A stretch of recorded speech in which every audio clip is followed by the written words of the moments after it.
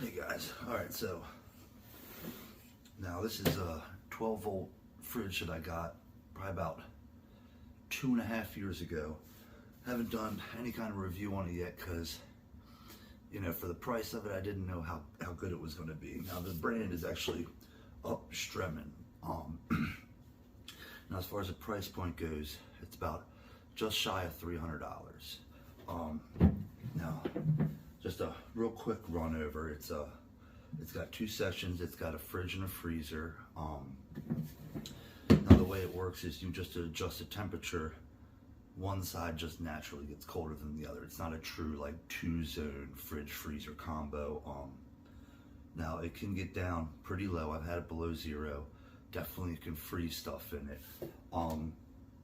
Now I originally just got it for, well, I used to do construction and I used to keep this in the back of my Jeep all the time, and I just let it run, you know, until you know, everything got down to temp, shut it off, and then usually around lunchtime I'd start it back up again.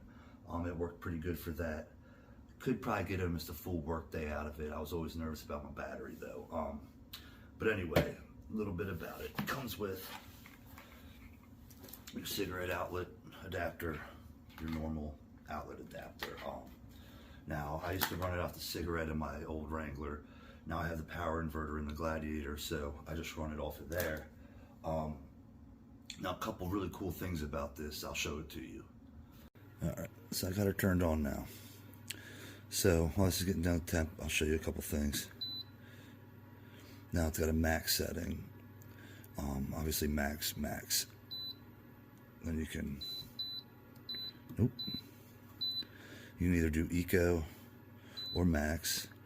If the truck's running, I'm not worried about the battery. I always run max. Or it's hooked up to a generator or plugged in. I always run the max. Now let's see if I can get it. That's just Fahrenheit Celsius right there. Come on.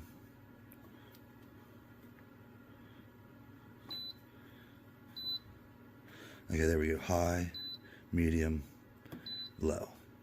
Now, if I am camping and I'm out in the woods and really don't want my battery to die, I will switch between high, medium, and low.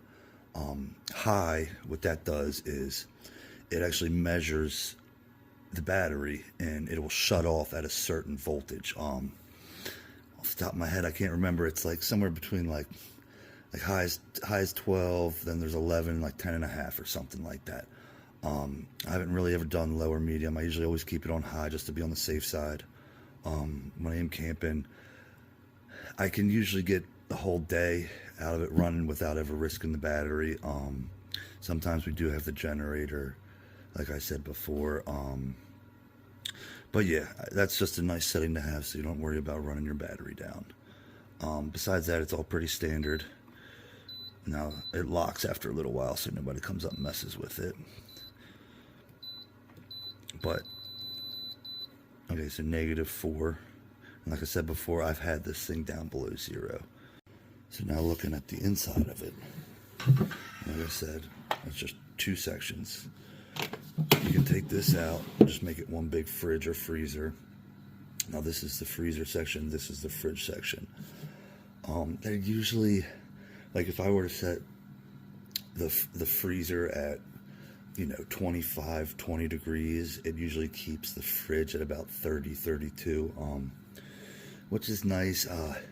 Typically, I just run it as one or the other. When I do camping, I usually have a whole cooler just for like my beverages, so this is really just like going to be food. So, you know, that makes it pretty easy. I'm not trying to run everything out of this. It's not one of the high-end 12-volt fridges, like a Dometic or something like that. So if you're trying to get all fancy like that, this is probably not the option for you. Like I said, this is probably just under the $300 price point, which the 2.5, 3 years that I've had it, and you know, initially I got it for work and for camping, but I've put it through the ringer as far as you know, when I'm not having it in the truck or out in the woods. It's actually usually sitting on my deck and it's full of beer, honestly. So it'll run for weeks at a time. I remember when I got back from camping and had a bunch of food in it.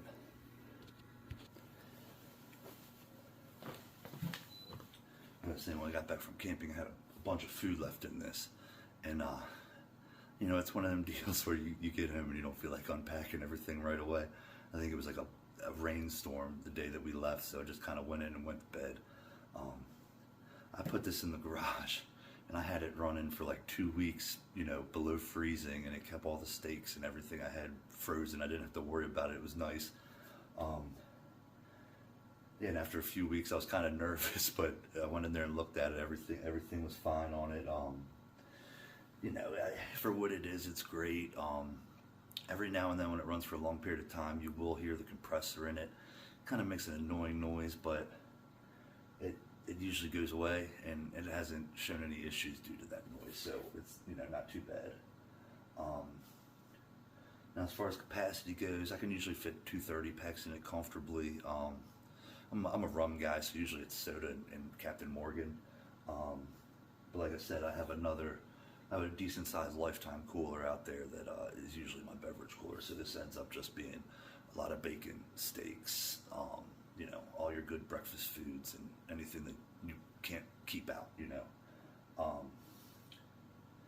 Now besides that, overall, like I said, when I got it, it was like $290, and there was a $20 off coupon.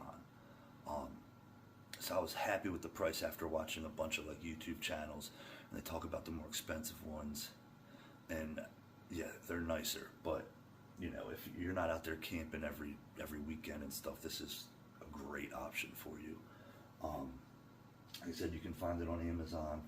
I'm sure there's a bunch of other brands out there very comparable to this, but I haven't had them. And like I said, I'm actually genuinely surprised that after 2.5, 3 years, this thing still runs like it does. Like if I had a full load in this with soda, it can usually get down to temp pretty fast. But like I said, when you're going camping, you're going to want to get everything down to temp before you go throw it in your truck, because you don't want this thing drawing all that power trying to get everything down to temp while you're also trying to conserve battery life and all that. All right, like I said, this is the Upstreman. I don't know if that's how you pronounce it exactly. I was calling it Upstream for a while, but like I said, for the price point and everything, this thing has been amazing to me. I don't know if I'd buy the same one if I were to do it again, because honestly, I'd probably spend a little bit more money and go up above that $300 price point. But you know, if you got any questions, leave them in the comments and stuff. I'm not an expert on all this, but you know, I have been using it for a while, and you know, I might be able to steer you in a different direction if, you know, if I don't think this is going to be good for what you're looking for. But like I said, this thing has done me well. So like, comment, subscribe. Like I said, any questions you got for me, just shoot them in the comments.